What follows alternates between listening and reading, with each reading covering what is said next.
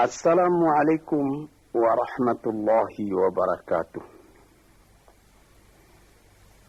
Para pendengar, peminat kaset-kaset saya ini, laki-laki dan perempuan, baik yang sedang tinggal di rumah atau dalam mengembara dalam perjalanan yang jauh dengan mobilnya, diputar kaset, didengarkan Nabuya berceramah, seakan-akan kita berdekat, meskipun saya tidak ada dalam mobil ini, tapi suara saya ada. Yang akan saya bicarakan pada hari ini ialah tentang mensyukuri nikmat Allah Subhanahu wa ta'ala. Tuhan bersabda di dalam Al-Quran, la in syakartum la azidannakum wa la in kafartum inna azabi la syadid. Sesungguhnya jika kamu syukuri yang nikmat yang diberikan Allah kepadamu, niscaya nikmat itu akan ditambah lagi oleh Tuhan. Sebaliknya jika kamu lupakan nikmat itu, tidak kamu pedulikan, maka azab atau siksa Tuhan sangatlah pedihnya. Inilah ayat tentang syukur yang disebutkan oleh Tuhan di dalam Al-Quran. Sebenarnya nikmat yang diberikan Allah kepada manusia itu tidaklah terhitung banyaknya. Tuhan pun mengatakan wa in ta'uddu ni'matallah la tuhsuha. Jikalau kamu hendak menghitung nikmat Allah, tak dapat kamu membilang berapa nikmat itu. Ada alat-alat modern sekarang yang dipakai orang, komputer, yang dapat menghitung berjuta-juta, bahkan bermiliar dengan cepat. Tapi bagaimanapun cepatnya hitungan komputernya nanti sudah rusak dan nikmat Allah belum juga semua dapat dituliskan.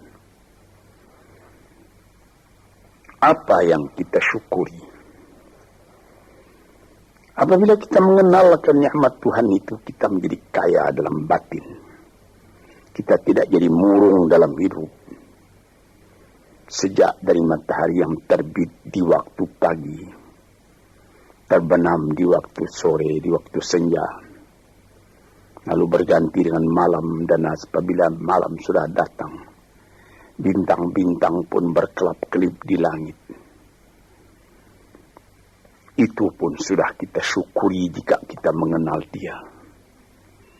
Di atas bumi sendiri pun kayu-kayu yang menghijau, buah-buahan yang renum masak, ikan di laut, deburan pasir ketika ombak mengempaskan dirinya ke pantai, pohon kelapa nyiur yang melambai di tepi pantai, dan segala macam yang lain yang susah buat dituliskan, buat diucapkan pun,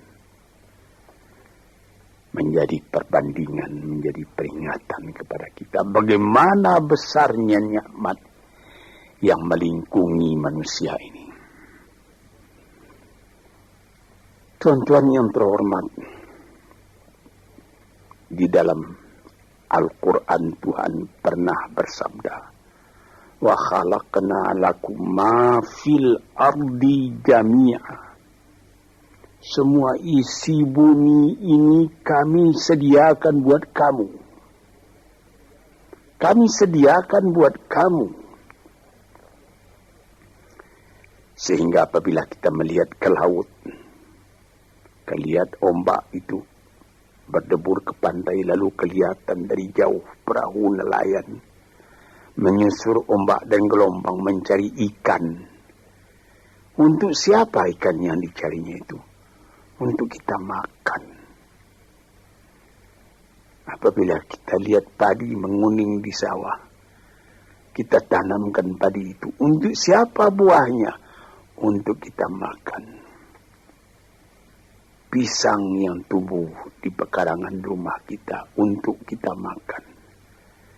Malahan kalau kita lihat binatang-binatang berkaki 4, kambing, sapi, kerbau.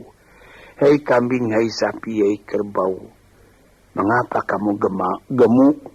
Mengapa kamu jadi besar? Kami disediakan buat kamu. Buat kamu. Payahlah menghitungnya. Sampai kepada buah-buahan yang ada, mangga, rambutan, durian, makanan-makanan yang lain-lain, lazat dimakan oleh manusia. Kalau sekiranya kita tanyai dan mereka dapat menjawab, tentu jawabnya akan sama semua buat kamu. Inilah nikmat oleh Allah Subhanahu wa ta'ala. Wa sakhkhara lakum ma fil ardi. Dan segala isi bumi ini disediakan buat kamu. Di sini kita merasa dalam hati syukur. Allah Ta'ala pun beri peringatan kepada kita. Walaqad karramna bani Adam wa hamalnahum fil barri wal bahri وَرَزَّقْنَاهُمْ مِنَ الطَّيِّبَاتِ وَفَضَّلْنَاهُمْ عَلَى كَثِيرٍ مِّمَّنْ خَلَقْنَا تَفْضِيلًا. 4. Katanya, hai anak Adam, kami muliakan kamu di muka bumi ini.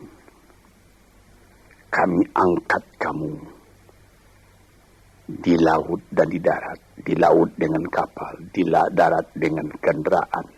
Malah sampai sekarang di udara diangkat manusia. Dan diberikan rezeki. Padi menguning, buah-buahan. Yang manis-manisnya pun bermacam kemanisan. Dan diberikan lagi peringatan bahwa dari binatang yang lain, manusia lebih utama. Dijadikan Allah Ta'ala bermacam-macam binatang, bermacam-macam margastawa yang ada di muka bumi ini. Manusia juga yang lebih tinggi daripada semuanya itu. Dan sebagai patri daripada segala nikmat yang ada itu, diutus Tuhan pula, utusan-utusannya terdiri daripada bangsa manusia sendiri. Nabi-nabi dan rasul-rasul sejak dari zaman Nabi Adam, Nuh, Idris, Hud, Salih, Ishaq, Yaqub, Yusuf, Daud, Sulaiman, Zakaria, Yahya, Isa, Musa, dan lain-lain. Harun, dan lain-lain. Sampai kepada Nabi Muhammad SAW.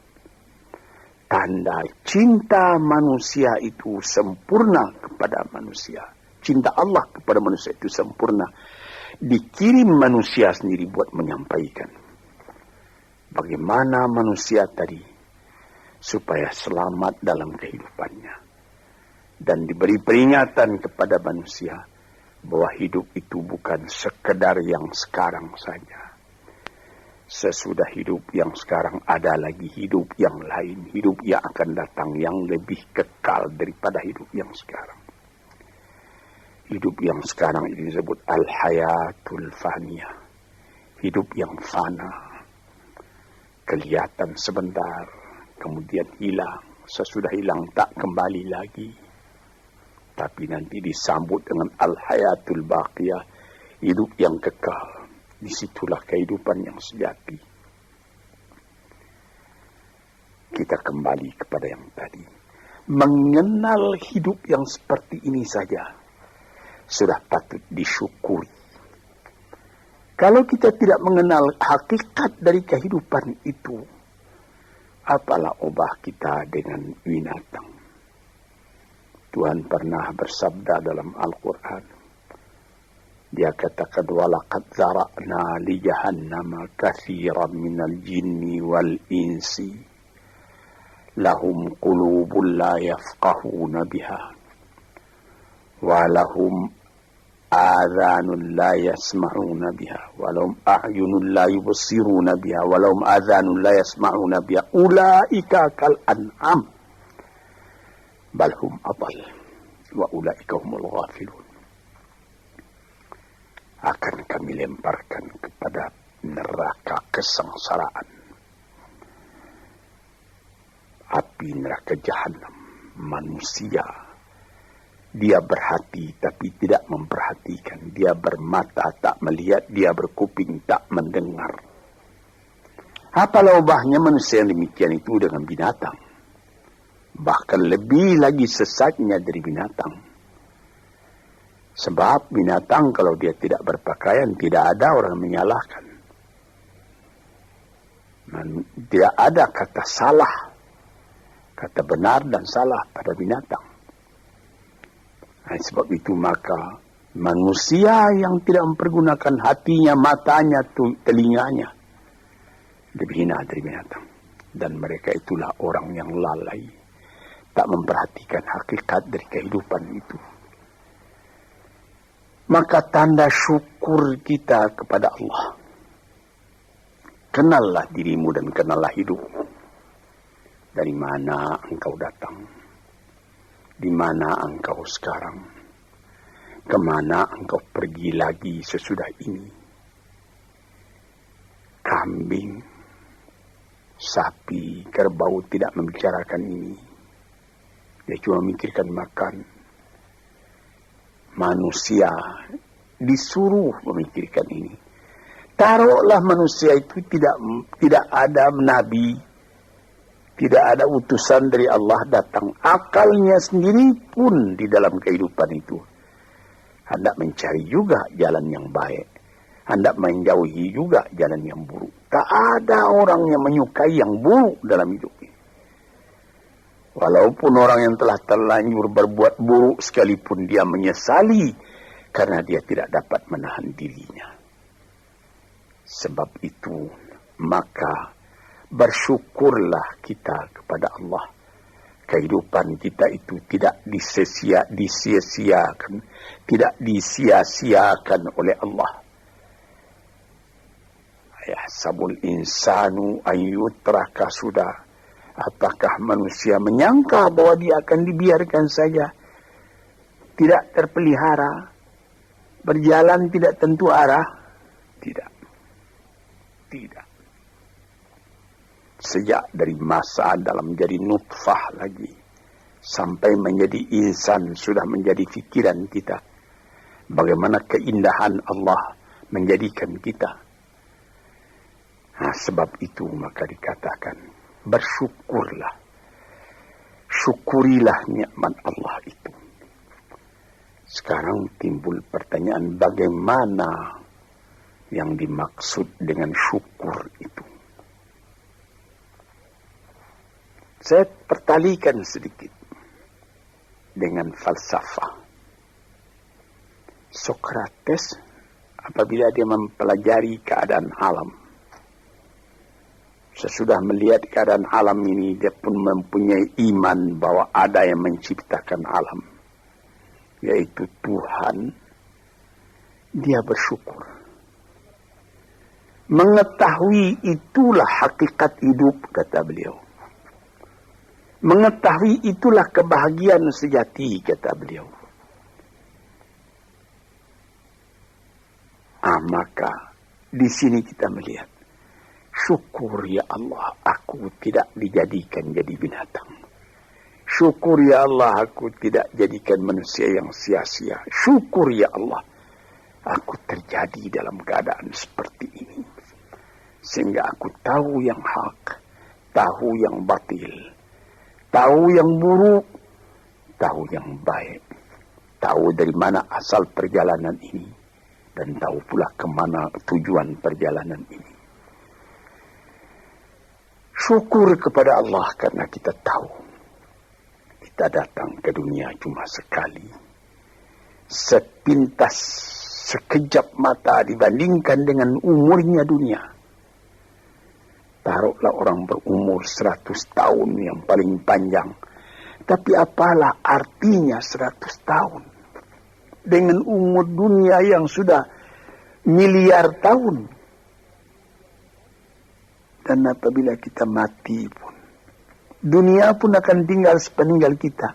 Entah berapa juta tahun lagi, tidak tahulah. Sepintas zaman kita lalu ke dunia ini. Kita bersyukur karena kita diberi ingat. Yang sepintas zaman, yang sekejap mata itu harus kita isi. Sehingga setelah badan kita hancur di dalam bumi, kita masih hidup.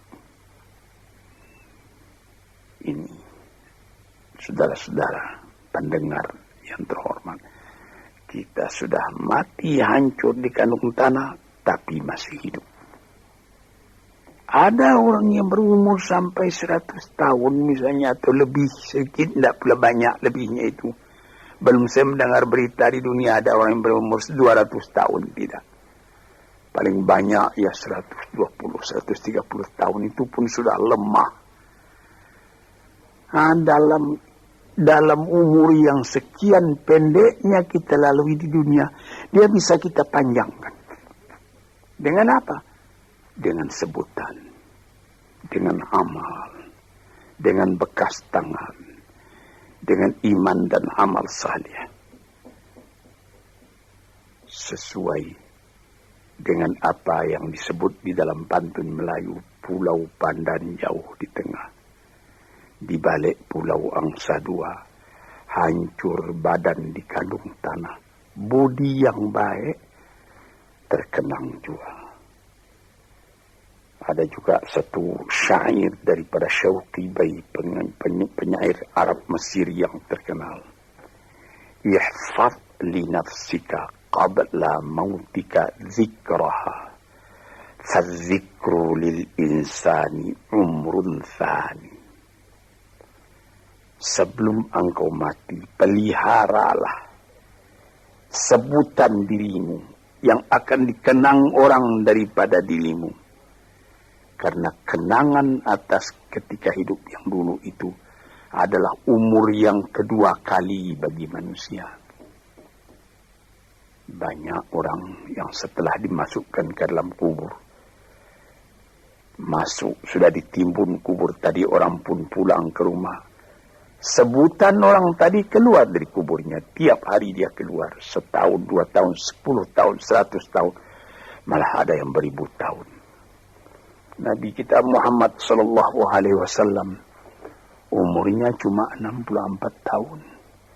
Tapi beliau sampai sekarang sudah 1400 tahun.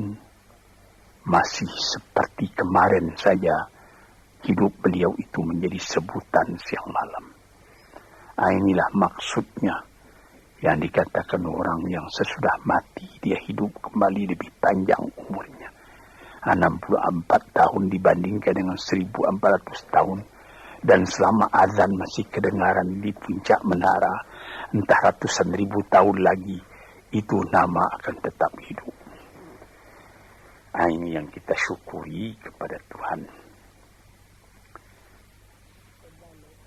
Sebaliknya, setelah kita sebutkan bagaimana syukur atas nikmat yang diberikan Allah, sebaliknya ada orang yang tidak berterima kasih sedikit juga kepada Tuhan, melainkan mengomel terus bagaimanapun banyaknya nikmat yang dia terima. Maka pada ujung ayat tadi dikatakan, wala in kafartum inna azabi la syadid. Kalau kamu masih mengingkari nikmat Tuhan itu, maka siksaan Tuhan amatlah pedihnya kepada dirimu. Memang banyak sekali manusia Sudah ada nikmat datang, dia tidak memperdulikan nikmat itu, dia masih mengomel saja. Kita misalkan, ada seorang perempuan bertandang ke rumah sahabatnya perempuan yang lain. Sesampai di rumah tadi dilihatnya, senang dia melihat bagaimana keadaan rumah itu. Dilihatnya ada televisi terletak, ada radio, ada sice, kursi-kursi bagus, ada lagi perhiasan-perhiasan yang lain.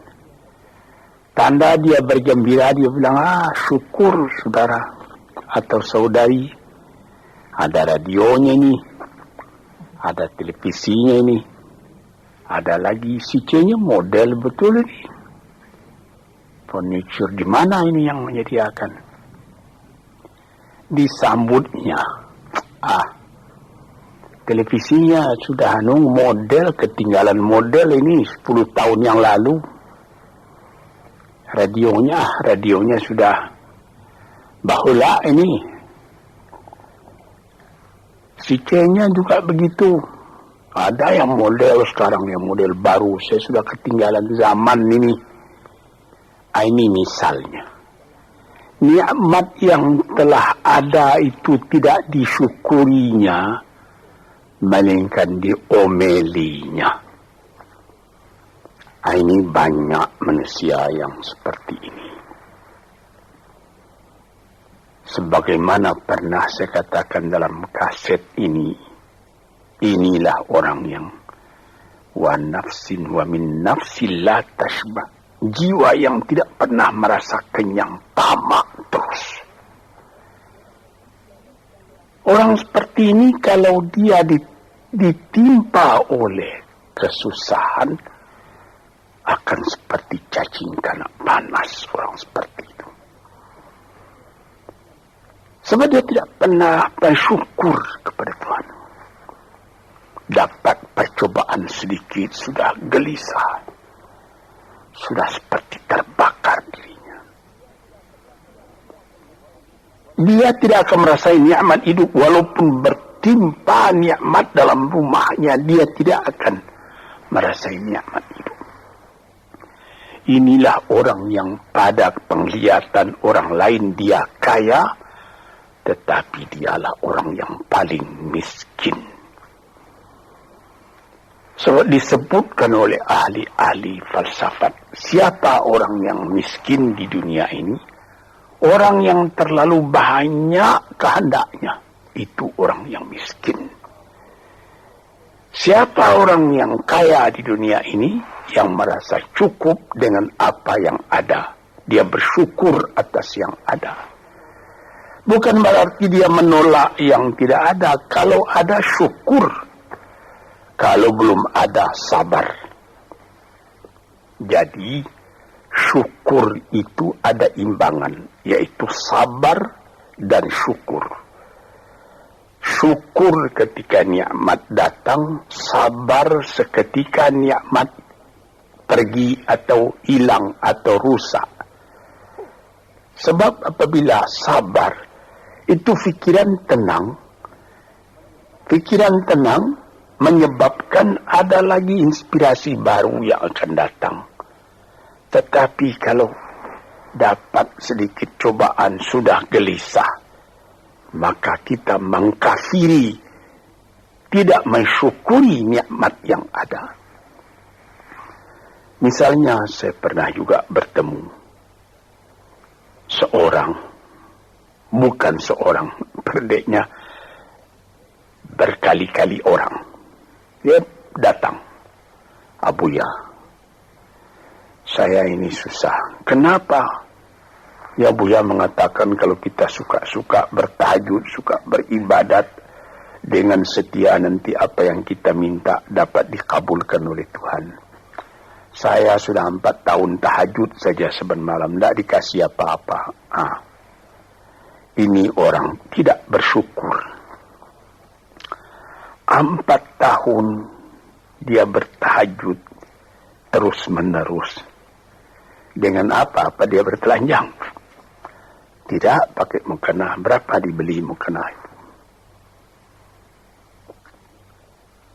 Lampunya terang. Berapa ongkos lampunya? 4 tahun sakit. Tidak. Makan enak juga saban hari. Cuma permintaan belum dikabulkan. Nikmat yang ada dalam tangannya dia lupa karena mengharapkan nikmat akan datang. Inilah orang. Wa ila in kafartum inna azabi lasyadid. Kalau kamu lupa kepada nikmatku, azabmu yang akan kamu derita lebih sakit lagi. Misalnya tadi itu, saya sudah bertahajud sekian tahun, tapi permintaan saya tidak dikabulkan. Berfikirlah sedikit. Itu namanya perkataan kan kurang sopan kepada Tuhan. Seakan-akan kita yang menentukan. Tuhan, mari sini. Kasih saya. Seperti begitu kita kepada Tuhan. Padahal bukan karena mengharapkan diberi apa-apa itu yang menjadi pokok. Kita sebagai hamba Allah dihidupkan di dunia ini buat apa?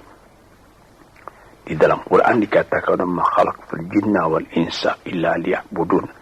Tidaklah aku jadikan jin dan manusia melainkan untuk beribadat kepadaku. Jadi artinya bukan 4 tahun. Selama hidup hendaknya kita beribadat kepada Tuhan. Bukan mengharapkan apa-apa karena yang ada ini sudah harapan kita. Yang ada disyukuri. Ini satu contoh. Saya ingatkan. Apa maksudnya? Inna azabi lasyadid. Orang yang lupa kepada nikmat Allah, nikmatnya Allah dia lupakan, dia tidak bersyukur, siksaan datang. Siksaan apa? Gelisah hatinya selalu.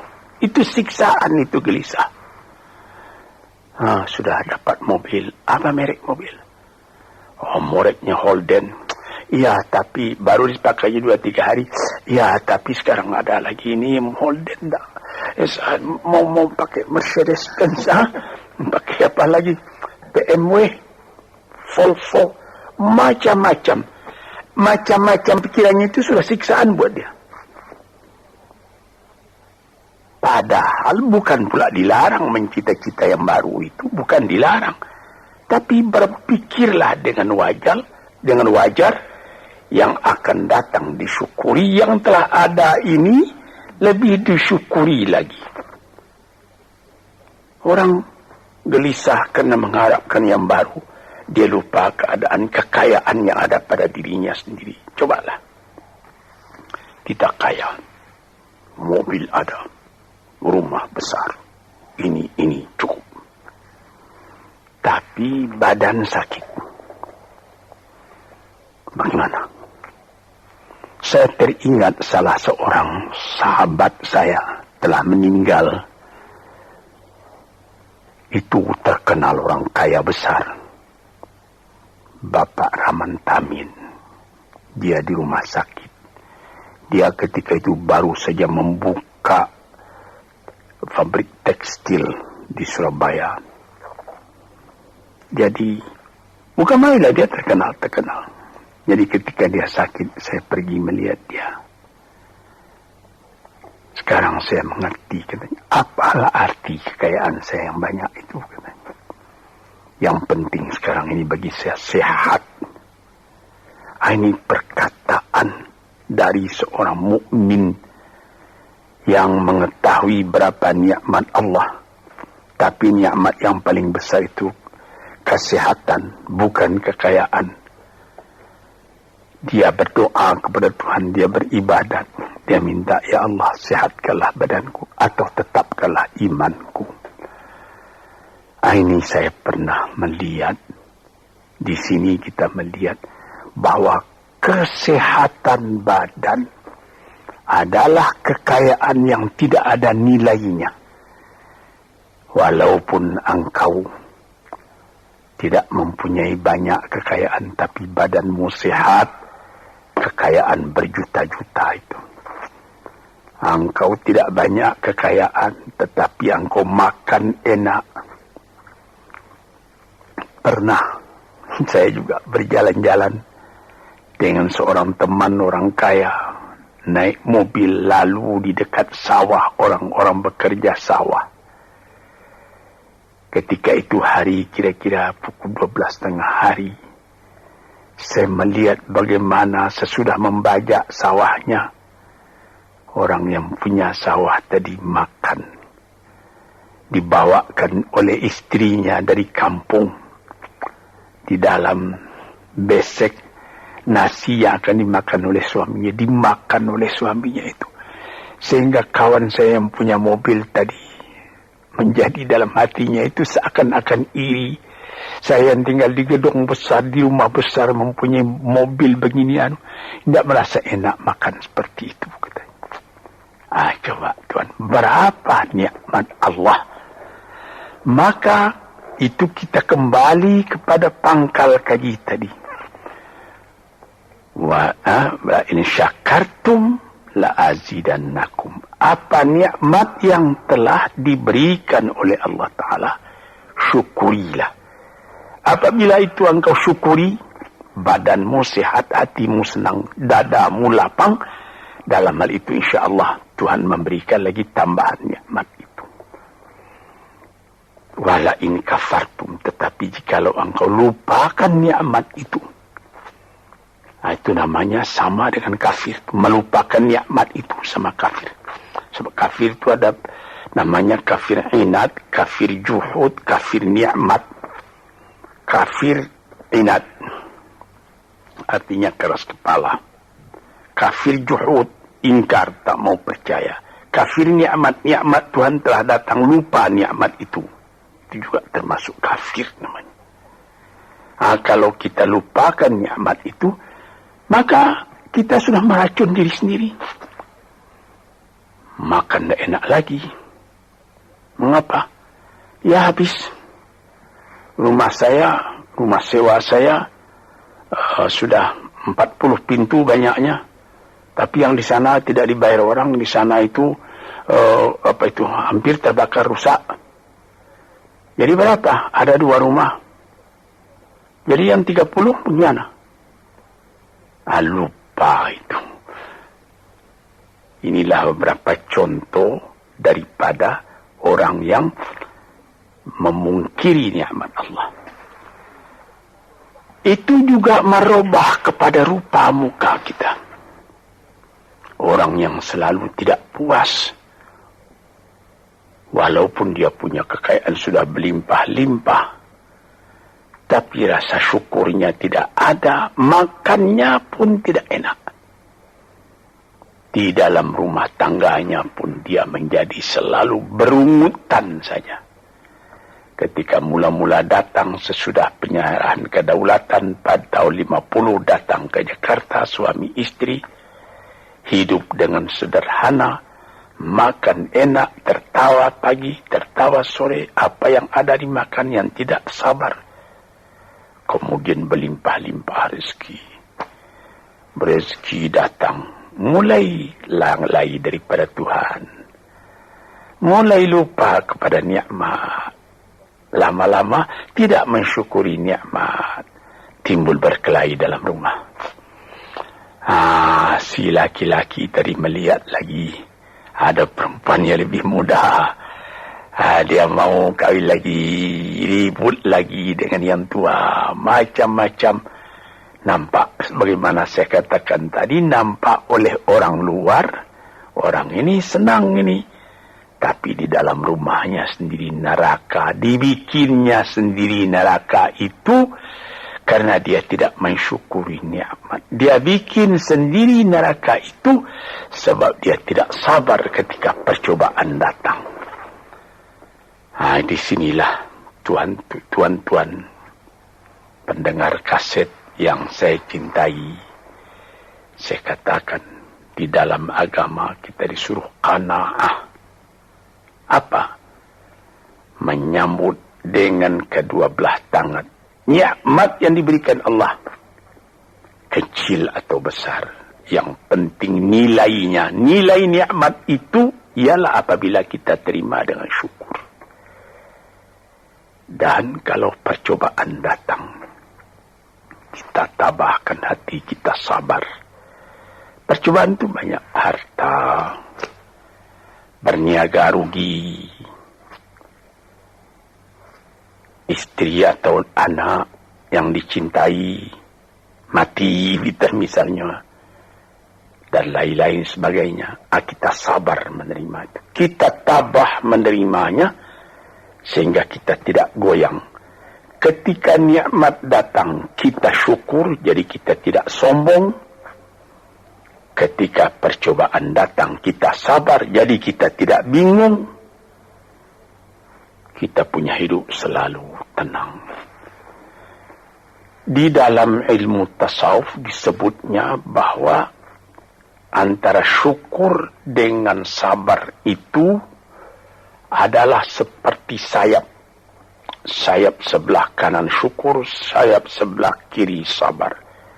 Kalau patah salah satu dari dua sayap itu, kita jatuh, tidak bisa kuat lagi. Jadi sebagaimana kapal terbang juga mempunyai dua sayap. Kalau patah satu, lebih baik lekas berhenti, jangan berlayar lagi, nanti bahaya besar jatuh, membawa jatuh kita. Para pendengar, disinilah yang jadi tiang dari kehidupan kita sehingga menjadi kita normal.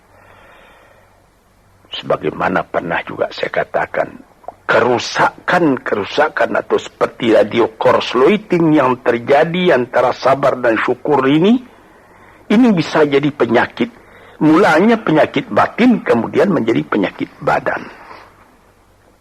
Ada orang, itu saya pernah mengatakan tempoh hari ini dalam salah satu kuliah di kaset ini, psikosomatik. Dilihat penyakit, diperiksa, dianalisa oleh dokter. Asalnya dari kecewa. Ada orang, anaknya menyakitkan hatinya, karena anak itu juga jadi fitnah dalam kehidupan. Diharap akan begini, rupanya jadi begitu. Diharap akan taat, rupanya maksiat. Lama-lama dipendam penyakit itu dalam hati, berubah kepada badan sendiri. Kadang-kadang sakit jantung, kadang-kadang eksim, kadang-kadang kudis. Ajaib. Rupanya perjalanan darah diganggu oleh tekanan jiwa. Tekanan jiwa mengganggu tekanan jantung. Tekanan jantung mengganggu tekanan darah. Tekanan darah menjadikan penyakit basil pada badan. Sebab itu maka dikatakan, barang siapa waman a'rada an dzikri fa innalahu ma'isyatan dhanka. Barang siapa yang menolak peringatanku, dia punya hidup nanti akan sengsara. Sengsara jadi penyakit. Fi qulubihim maradun fazadahumullahu marada. Dalam hatinya ada penyakit, ditambah lagi oleh Tuhan dengan penyakit lain. Diperiksa oleh dokter. Badanmu tidak sakit ini pikiranmu yang sakit. Macam-macam. Disinilah saudara-saudara yang terhormat. Maka syukur itu adalah satu nikmat yang kita sendiri mengusahakan supaya terjadi pada diri kita sendiri. Dan gelisah itu adalah laknat yang kita tumbuhkan sendiri. Sebagaimana pepatah orang Melayu, makan hati, berulam jantung. Hatinya sendiri dia makan, jantungnya sendiri diambil ulam, akhirnya kurus kering, pikiran pun jadi tertumbuk, cahaya mata pun menjadi muram, hati gelisah, kepercayaan kepada Allah tidak ada lagi, kepada hidup pun tidak ada lagi. Na'udzubillahi min dzalik. Para pendengar, peminat kaset-kaset ini, saya serukan, gembirakan hati, kuatkan iman kepada Allah, syukuri segala nikmat, sabar kalau datang percobaan. Insya Allah kita akan tetap teguh hidup, selamat dunia dan akhirat. Sekian saja dulu. InsyaAllah lain hari kita sambung lagi. Assalamualaikum warahmatullahi wabarakatuh.